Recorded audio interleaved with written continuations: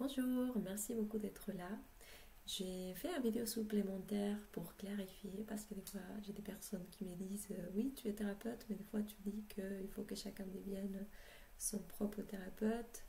Oui, je dis c'est ça vers où on va.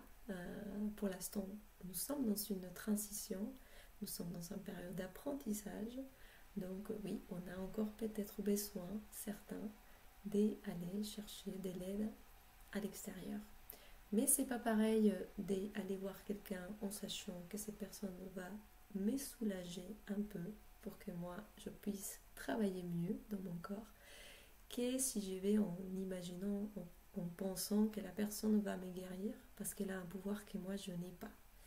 Donc c'est la seule différence que j'aimerais juste bien mettre au clair, c'est oui, le corps il a besoin des massages, le corps il en a besoin d'une bonne alimentation, le corps il a besoin d'être bien hydraté, d'avoir des bonnes pensées, parce que lui il répond aussi à notre pensée inconsciente.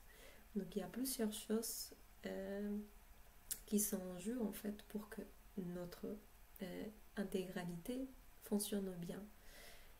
Mais oui, il faut commencer petit à petit à lâcher la dépendance, d'arrêter d'aller chercher de l'aide à l'extérieur, de commencer petit à petit à assumer que la chose la plus importante à faire, honnêtement, c'est de changer sa conscience. Si on ne change pas la conscience, je peux me masser toutes les fois que je veux, je peux aller voir les meilleurs gourous, les meilleurs thérapeutes, les meilleurs médecins, et je ne vais pas me guérir. Et on le voit aujourd'hui avec différentes personnes qui ont une maladie, les mêmes traitements ne font pas les mêmes effets parce qu'il y a quand même une force de volonté qui est très importante à prendre en compte.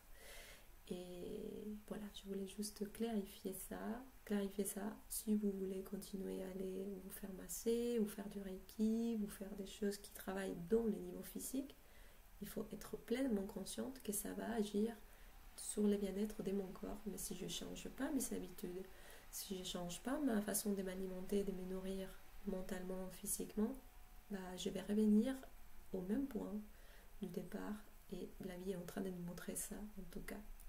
C'est très important de travailler sur son corps émotionnel, bien sûr, mais si on ne change pas la conscience, on va retomber sur les mêmes comportements, les mêmes réactions que d'habitude. Donc je vous conseille ou je vous recommande de travailler l'aspect mental sans lui. Et encore une fois, les mentales représentent notre adulte intérieur, notre adulte bienveillant, l'adulte sage, pas l'adulte déconnecté de son enfant intérieur, qui est autre chose.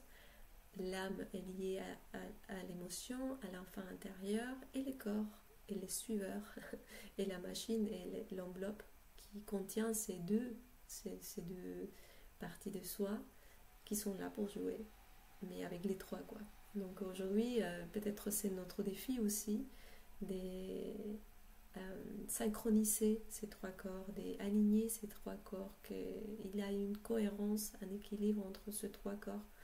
Et c'est pour cette raison qu'il y a beaucoup plus de gens qui sont frustrés parce qu'ils ont fait tout ce qu'ils ont voulu, et même des gens qui ont fait voilà, des expériences extraordinaires avec des champignons, des substances, des trucs, des voyages avec des tambours, avec je sais pas, n'importe quelle chose, mais qui ne continuent pas à nourrir cet état, qui finissent par réchuter et retomber dans les mêmes habitudes, les mêmes comportements que tous les jours.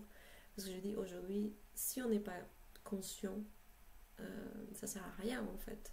Tu vas être toujours alimenté par les mondes extérieurs qui va te dire comment penser, comment agir, comment ressentir, comment réagir plutôt.